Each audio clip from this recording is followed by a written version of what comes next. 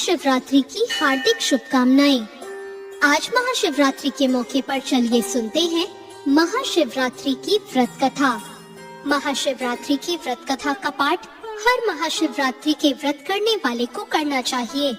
अगर आप महाशिवरात्रि का व्रत नहीं करते हैं, तब भी आपको ये कथा सुननी या पढ़नी चाहिए। ऐसी मान्यता है कि जो महाशिवरात्रि व्रत की कथा सुनता और पढ़ता है, उसे भी भगवान शिव की भक्ति का लाभ मिल जाता है। इसलिए हर शिव भक्त को महाशिवरात्रि की व्रत कथा जरूर सुननी चाहिए। इसलिए चलिए सुनते हैं महाशिवरात्रि की व्रत कथा। एक बार की बात है, पार्वती जी ने भगवान शिव शंकर से पूछा, ऐसा कौन सा श्रेष्ठ और सरल व्रत पूजन है जिससे मृत्यु लोक के प्राणी आपकी कृपा प्राप्त कर लेते हैं। उत्तर में शिव जी ने पार्वती जी को शिवरात्रि के व्रत का विधान बताकर एक कथा सुनाई। ये कथा इस प्रकार थी। एक समय की बात है, एक बार चित्रभानु नाम का एक शिकारी था। पशुओं की हत्या करके वो अपने कुटुंब को पालता था और वो एक साहूकार का ऋणी भी था। लेकिन ऋण को समय पर न चुकाने से साहूकार क्रोधित हुआ और उसने उसको शिवमठ में बंदी बना लिया। संयोग से जिस दिन उसे बंदी बनाया गया, उस दिन शिवरात्रि थी। बंदी रहते हुए शिकारी शिवमठ में भगवान शिव के संबंधी धार्मिक बातें सुनता रहा और उसने वहाँ शिवरात्रि की व्रत कथा भी सुनी। संध्या होने पर साहूकार ने उसे बुलाया और ऋण चुकाने के लिए पूछा, तो शिकारी ने अगले दिन सारा ऋण लौटा देने का वचन दिया। साहूकार ने उसकी बात मान ली और उसे छोड़ दिया। शिकारी जंगल में शिकार के लिए निकला, लेकिन दिन भर बंदी गृह में रहने के कारण वो भूख प्यास से व्याकुल था। सूर्य अस्त हुआ और वो एक जलाशय के समीप गया। वहाँ एक जलाशय के किनारे एक पेड़ था। अब शिकारी पीने का थोड़ा जल लेकर उस पेड़ पर चढ़ गया। उसे पूरी उम्मीद थी कि कोई न कोई जानवर अपनी प्यास बुझाने के लिए वहाँ जरूर आएगा। वो पेड़ बेलपत्र का था और उसी के नीचे एक शिवलिंग भी था, जो सूखे बेलपत्रों से ढके होने के कारण किसी को दिखाई नहीं दे रहा था। शिकारी को उस बात का पता न चला और वो भूख प्यास से थका हुआ उसी पर मचान बनाकर बैठ गया। अब मचान बनाते समय उसने कुछ टहनियां तोड़ी और वो संयोग से शिवलिंग पर जा गिरी। इस प्रकार दिन भर भूखे प्यासे शिकारी का व्रत भी हो गया और शिवलिंग पर बेलपत्र भी चढ़ गए। एक पहर रात्रि का बीत गया और तभी एक गर्भवती हिरनी वहाँ तालाब पर पानी पीने पहुँची।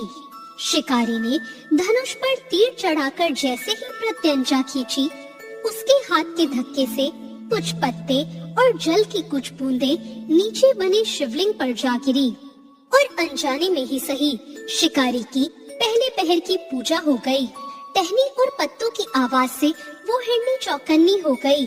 उसने शिकारी को देखा और बोला, मैं गर्भधारिणी हूँ, शीघ्र ही प्रसव करने वाली हूँ। तुम एक साथ दो जीवों की हत्या करोगे, जो ठीक नहीं है। मैं अपने बच्चे को जन्म देकर शीघ्र ही तुम्हारे पास प्रस्तुत हो जाऊंगी, तब तुम मुझे मार लेना। शिकारी ने उसकी बात सुनकर प्रत्यंचा ढीली कर दी और उस हिरनी को जाने दिया। वो हिरनी तुरंत ही जंगली झाड़ियों में कहीं गायब हो गई। अब कुछ समय और बीता और एक और हिरनी वहाँ से निकली। शिकारी की प्रसन्नता का ठिकाना न रहा। जब वो हिरनी भी पानी पीने पास आई, तो उसने धनुष पर बाण चढ़ा दिया, जिससे फिर से कुछ बेलपत्र नीचे शिवलिंग पर जा गिरे और अनजाने में फिर से शिकारी की दूसरे पहर की पूजा भी हो गई। और तब उस हिरनी ने शिकारी को देखकर विनम्रता पूर्वक निवेदन किया, मुझे जाने दो, मैं अपने प्रिय की खोज में भटक रही हूँ। मैं अपने पति से मिलकर शीघ्र ही तुम्हारे पास आ जाऊंगी। शिकारी ने उसका निवेदन सुनकर उसे भी जाने दिया। अब 2 बार शिकार को खोकर वो चिंता में पड़ गया। अब रात्रि का आखिरी पहर बीत रहा था। तभी एक और हिरनी अपने बच्चों के साथ उधर से निकली। शिकारी ने उन्हें देखकर धनुष पर तीर चढ़ाया और जैसे ही वो तीर छोड़ने ही वाला था, हिरनी बोली, मुझे मत मारो, मैं इन बच्चों को इनके पिता के पास छोड़कर लौट आऊंगी। इस समय मुझे मत मारो, जब मैं वापस आऊंगी तो मुझे मार लेना। शिकारी हंसा और बोला, सामने आए शिकार को छोड़ दूं? मैं ऐसा मूर्ख नहीं। इससे पहले भी मैं 2 बार अपना शिकार खो चुका हूँ। मेरे भी बच्चे भूखे प्यासे तड़प रहे होंगे। मैं तुम्हारा शिकार उनके लिए कर रहा हूँ। इस पर हिरनी ने कहा, जैसे तुम्हें अपने बच्चों की ममता सता रही है, ठीक वैसे ही मुझे भी इनकी फिक्र है। इसलिए सिर्फ बच्चों के लिए मैं थोड़ी देर का जीवन दान मांग रही हूँ। मेरा विश्वास करो, मैं इनके पिता को इन्हें सौंपकर तुरंत ही लौट आऊंगी। हिरनी का दीन स्वर सुनकर शिकारी को उस पर दया आ गई और उसने हिरनी को भी जाने दिया। अब शिकार के अभाव में वो बेलपत्र के वृक्ष पर बैठा शिकारी बेलपत्र तोड़ तोड़ कर नीचे फेंकता जा रहा था। उसकी इस तरह तीसरे पहर की पूजा भी स्वतः ही संपन्न हो गई। अब उसने देखा एक हष्ट-पुष्ट हिरन उसी रास्ते पर आया। शिकारी ने सोच लिया कि इसका शिकार तो वो अवश्य ही करेगा। शिकारी की तनी हुई प्रत्यंचा को देखकर वो हिरन दीन स्वर में बोला, भाई, यदि तुमने मेरे पहले आने वाली 3 मृगियों और उनके छोटे छोटे बच्चों को मार डाला है, तो ऐसा करो, मुझे भी मार दो, ताकि मुझे उनसे अलग होने का एक क्षण का भी दुख ना सहना पड़े। मैं उन हिरनियों का पति हूँ और यदि तुमने उन्हें जीवन दान दिया है, तो मुझे भी कुछ क्षण का जीवन दान देने की कृपा करो। मैं उनसे मिलकर तुम्हारे सामने उपस्थित हो जाऊंगा। हिरन की बात सुनकर शिकारी ने सारी कथा उस हिरन को सुना दी। तब हिरन ने कहा, मेरी तीनों पत्नियां जिस प्रकार प्रतिज्ञाबद्ध होकर गई हैं, वो मेरी मृत्यु से अपने धर्म का पालन नहीं कर पाएंगी। इसलिए जैसे तुमने उन पर विश्वास कर उन्हें छोड़ा है, वैसे ही मुझे भी जाने दो। हम सब तुम्हारे सामने जल्दी ही उपस्थित हो जाएंगे। अब उपवास, रात्रि जागरण और शिवलिंग पर बेलपत्र चढ़ाने से शिकारी का हिंसक हृदय निर्मल हो गया था और उसमें भगवत शक्ति का वास हो गया था। उसके हाथ से धनुष और बाण छूट गए और उसने मृग को जाने दिया।